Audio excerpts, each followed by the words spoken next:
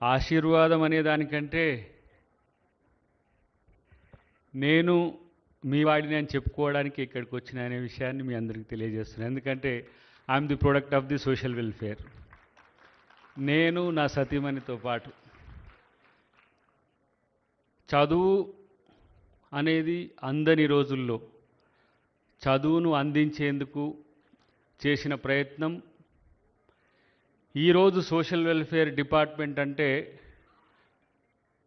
లేదంటే residential schools institutions అయినా కూడా దేశంతో పోటీపడుతూ ప్రపంచానికే ఈరోజు పోటీపడే స్థాయికి ఎదిగినందుకు మా అందరికి కూడా సంతోషంగా ఉందని చెప్పి తెలియజేస్తున్నాను.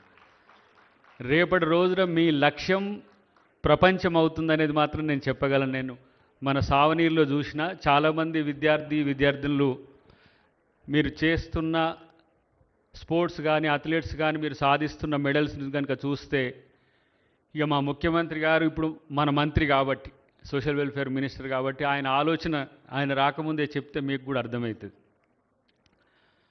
సోషల్ వెల్ఫేర్, బీసీ వెల్ఫేర్, లేకపోతే ట్రైబల్ వెల్ఫేర్ ఇట్లా డిపార్ట్మెంట్స్ అనేవి స్కూల్స్ అనేవి మనం విడివిడిగా పెట్టి వాటికి సంబంధించిన వాటికి మనం నిధులు కేటాయించి ఒక పర్సనల్ కేర్ ప్రతి డిపార్ట్మెంట్కు చూసుకోవాల్సిన పరిస్థితి వస్తున్నది. రేపటి రోజున విద్య అందరికీ సమానంగా అందాలంటే అందరూ సమానంగా చదివి సమానంగా ఉండే వసతిని కల్పించే ప్రయత్నం ఒక 2 సంవత్సరాల క్రితం మన ముఖ్యమంత్రి గారు మా దృష్టికి తెచ్చినప్పుడు మల్లురవి గారు కూడా ఉన్నారు. మేము మీడియాలో పోతున్నప్పుడు అసలు ఏంటి మన మిషన్ ఏంటి, విద్యా వైద్యం ఉచితంగా ఇవ్వడం అనేది ఒక లక్ష్యం అయితే అందరికీ సమానమైన అవకాశాలు, సమానమైన పరిస్థితులు, సమానమైన ప్రాంతంలో కల్పించాలనేదే రేపటి తెలంగాణ ప్రభుత్వం యొక్క లక్ష్యం అవుతుందనే ఉద్దేశాన్ని మీకు తెలియజేస్తున్న మిత్రులారా. ఎందుకంటే ఇన్ఈక్వాలిటీస్ అనేదే చర్చ. దీంట్లో ఎవరైతే బలహీనంగా ఉన్నారో వాళ్ళను బలోపేతం చేయడానికి మనం రిజర్వేషన్స్ కానీ లేకపోతే ప్రత్యేక ఒక సెంటర్స్ని అట్లా ఏర్పాటు చేసినట్టుగానే సోషల్ వెల్ఫేర్ డిపార్ట్మెంట్ని తయారు చేయడం జరిగింది. కానీ ఈరోజు ఎస్సీ అంటే ఏదో చరిత్రలో ఏదో చిన్నవాళ్ళు, ఎస్సీలు అంటే ఏదో చదువు లేని వాళ్ళు అనేది కాదు. ఎస్సీలు ఈ భూమిపుత్రులు, ఈ దేశం మూలవాసులు, ఈ దేశంలో పరిపాలకులు. దళితులంటే పరాజితులైన వాళ్ళని అంటరాని వాళ్ళుగా చేసిన సమాజం. మరి సద్బ్రాహ్మడు ఈరోజు చదువుతున్న మంత్రాల్లోనే జంబూకుడు ఉన్నాడు. జంబూకుడి మొట్టమొదటి జంబుద్వేషపు రాజు. మరి అలాంటప్పుడు మొట్టమొదటి రాజు చెప్పులు కుట్టుకునేవాడు ఎందుకు తయారైండు? ఆ జాతి నుంచి వచ్చిన వాళ్ళమంటే సమాజపులో ఉన్న కొన్ని ఇన్ఈక్వాలిటీస్ లేకపోతే అణిచివేతల వల్ల వచ్చినాం తప్పితే ఈ దేశ భూమిపుత్రులు ప్రపంచానికి ఎక్కడ కూడా తక్కువ లేరు అనే అంశాన్ని మనం భవిష్యత్తులో చూపించాల్సిన అవసరం ఉంది. ఇప్పుడు ఇలా అద్దంకి దయాకర్ ఒక ఎమ్మెల్సీగా అయ్యిండు, లేదు ఇలా ఒక చదువుకున్న డాక్టరేట్ అయ్యిండు. నేను మొత్తం సోషల్ వెల్ఫేర్తోనే చదువుకున్నా. నేనైతే నా తల్లిదండ్రి తర్వాత నాకు తల్లిదండ్రి ఎవరంటే సోషల్ వెల్ఫేరే. నేను ఎంకామ్ చదివినా సోషల్ వెల్ఫేరే నాకు సహకరించింది, ఎంసీఏ చదివినా నాకు సోషల్ వెల్ఫేరే, ఎల్ఎల్బి చేసినా సోషల్ వెల్ఫేరే, పిహెచ్డి చేసినా కూడా నాకు సోషల్ వెల్ఫేరే. నేను ఏమైనా సర్వీస్ చేయాల్సి ఉంటే సోషల్ వెల్ఫేర్కే చేయాలి. అందుకనే నేను మీ వాడినే. మీ హక్కులు ఏవైనా ఉంటే మీరు ఈ వేదిక మీద ముఖ్యమంత్రి గారు వచ్చిన సందర్భంలో సెక్రటరీ గారు కానీ ఎవరైతే మీ కన్సర్న్ డిపార్ట్మెంట్ హెడ్స్ ఉంటారో వాటిని మీరు ముఖ్యమంత్రి గారి ముందు చెప్పండి.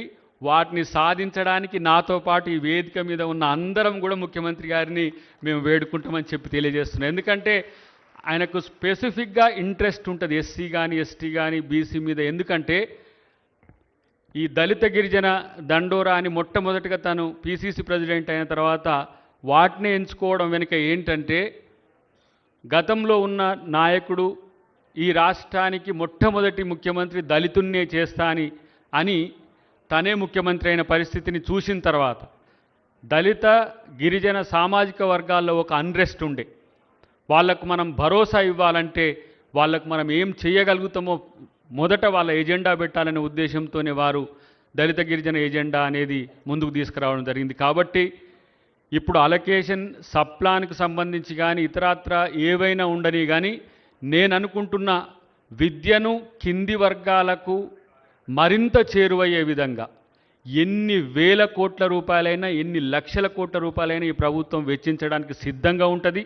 దానికి సంబంధించి మీరు ప్రణాళికలు తయారు చేస్తే మరింత బాగుంటుంది. ఎందుకంటే నేను కొన్ని అంశాలను దాంట్లో గమనిస్తుంటే ఇంకా మీకు ఈ దేశంలోనే కాదు ప్రపంచ స్థాయి ఇన్స్టిట్యూషన్స్లో ఏ అవస్థాపన సౌకర్యాలు ఉన్నాయో మన రెసిడెన్షియల్ వాటిలో అవి కావాలని మీరు డిమాండ్ చేయండి. మీ డిమాండ్లను సాధించేందుకు మేమున్నాం అనేది గుర్తుంచుకోండి. మీకు సందేశము మీకు ఆశీర్వాదము అంటే సందేశమైన ఆశీర్వాదమైన మీ సేవకులుగా మేమున్నప్పుడే నిజమైన మీ వారసులుగా ఉంటాం తప్పితే మరొకటి కాదని చెప్పి తెలియజేస్తూ చివరగా ఒక్క అంశం మీకు గుర్తు చేసి నేను ముగిస్తా. ఈరోజు అంబేద్కర్ గారు చెప్పిన pay back to the society అనేది ఎదిగిన దళిత గిరిజన బడుగు నాయకులైన ఉద్యోగులైన ఎంత మేరకు చేస్తుండ్రో నాకు తెలియదు. కానీ ఈరోజు ఈ జనరేషన్లో మీరు ఆధునిక యుగంలో అడ్వాన్స్డ్ కల్చర్తో మీరు ఎదుగుతున్న వాళ్ళలో మీకు అట్రాసిటీ చాలా తక్కువ ఉన్న పరిస్థితి.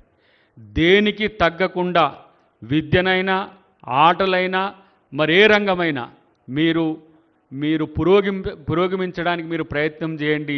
సహకరించడానికి తెలంగాణ ప్రభుత్వం ఉంటుందనే ఉద్దేశాన్ని మీకు తెలియజేస్తూ భవిష్యత్తులో మరిన్ని సమావేశాలతో పాటు నేనంటున్న ఒక మాట అయితే మా ప్రీతం కూడా ఇక్కడనే ఉన్నాడు, ఆయన చైర్మన్,